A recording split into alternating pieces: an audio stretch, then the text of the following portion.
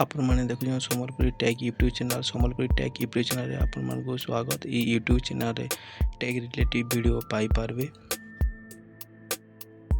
Title और thumbnail देखी तो आपण माने जानी पड़थबे आज वीडियोटा काना हेबा जे। आज वीडियोटा होचे एंड्रॉइड मोबाइल कैलकुलेटर। आम एंड्रॉइड मोबाइल कैलकुलेटर विषय रे आज आम जानमा। और लेट ना करके चलो आम वीडियो के स्टार्ट करमा। आपण मानकर मोबाइल कैलकुलेटर की ओपन कर देबे।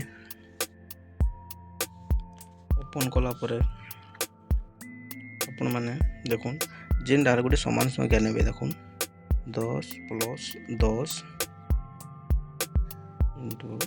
2 या देखुन 30 बार जे 10 10 20 तार पे गुणन करा हला 2 बोले 40 सबर कथा 30 देखो जे हेंदा आ गोटे संख्या नै मा। देखुन